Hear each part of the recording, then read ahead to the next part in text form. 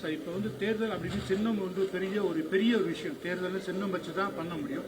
நீங்க சின்னமும் அதிமுக கொடியோ பயன்படுத்தக்கூடாதுன்னு சொல்லி இது இறுதி தீர்ப்பு அல்ல.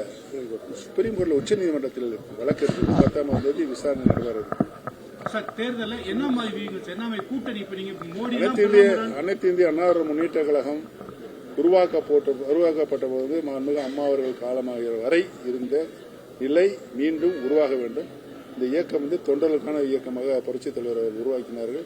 ஏழை எளிய மக்கள் நல்வாழ்வு பெற வேண்டும் என்பதற்காக அந்த கொள்கையின் அடிப்படையில் தான் இந்த இயக்கம் உருவாக்கப்பட்டது என்பது அனைவருக்கும் தெரியும். அதனால்தான் 50 ஆண்டு காலம் புரட்சித் தலைவர் 10 ஆண்டு காலம், புரட்சித் தலைவர் மாண்புமிகு அம்மா அவர்கள் 16 ஆண்டு காலம், 26, 27 ஆண்டு காலம் தமிழகத்தில் ஆட்சி பெறுகிற உரிமையை மக்கள் அவர்களுக்கு தந்திருக்கிறார்கள். மீண்டும் அதிமுக வேஷ்டி உடுத்த வாய்ப்பு யாரு?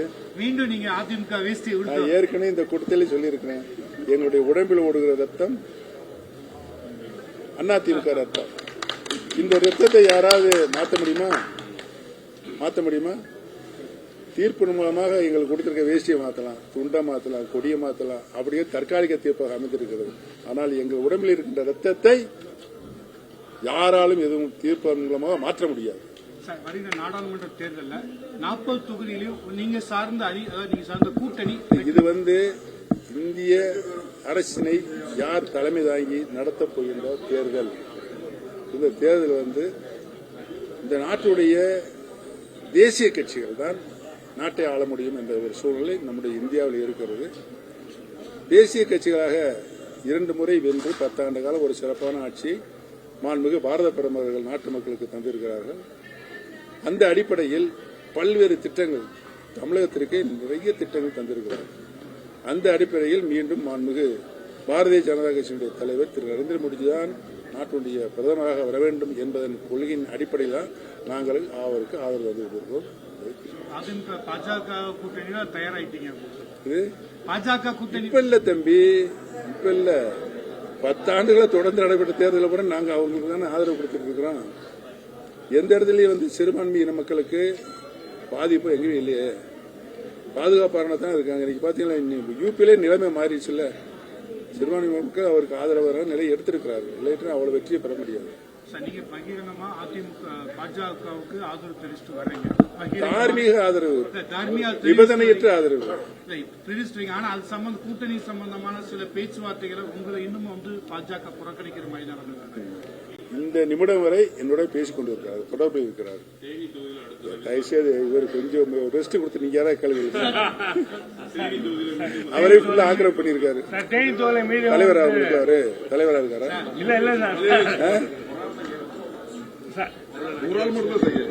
ஒரு ஆள் மட்டும்தான் நீங்க கேள்வி வைக்க சொல்றீங்களா? தம்பி தான் ஆரம்பத்தில் அவர் நாங்களே உருவாக்கணும்.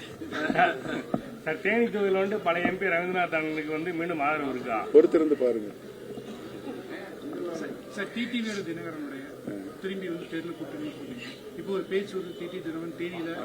பல கூட்டங்களில் சொல்லிக் கொண்டிருக்கிறேன். பிரிந்த சக்திகள், அனைத்து இந்திய அண்ணா இருக்கிற சக்திகள் அனைவரும் ஒன்று சேர வேண்டும். ஒன்று சேர்ந்தால்தான் கழகம் வெற்றி அடைய முடியும். அதற்காகத்தான் ஈரோடு கிழக்கு சட்டமன்ற தொகுதியில் நானும் வேட்பாளர் இருந்தேன், டிடி தினகரன் வேட்பாளர் இருந்தார்.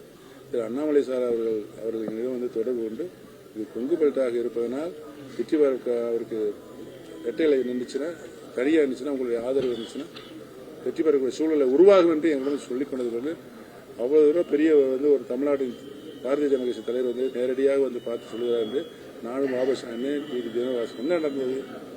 66 வித்தியாசத்தில் ஈரோடு மாவட்டத்தில் கழகம் தோற்கடிக்க வேண்டும் சொன்னால் அது யாருடைய தோல்வி? திரு எடப்பாடி பழனிசாமிக்கு ஏற்பட்ட தனிப்பட்ட தோல்வி. அது 1989 மாண்புமிகு அம்மா அவர்கள் சேவல் சின்னத்தில் தன்னந்தேதியாக தேர்தல் களத்தில் பொதுத் தேர்தல் இருந்த போது 5 சட்டமன்ற தொகுதிகளை அங்கு வழங்கிய தொகுதி மாவட்டம். அந்த மாவட்டம்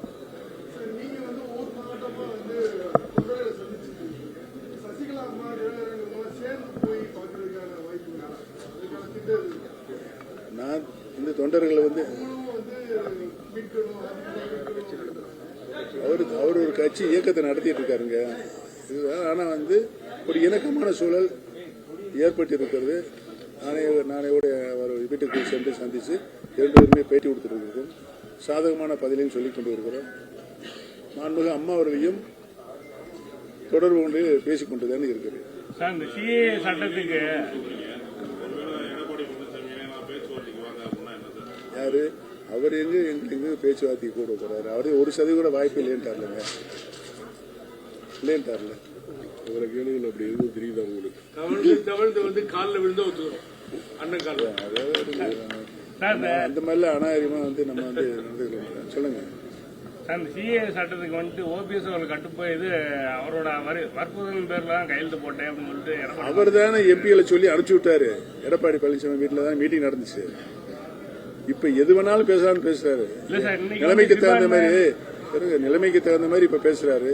அந்த மாதிரி பேச்சுவார்த்தை என்னிடம் இருந்து எந்த காலத்திலும் வந்ததில்லை. அவர் வாயில சொல்றதும் பொய் நம்பாதீங்க.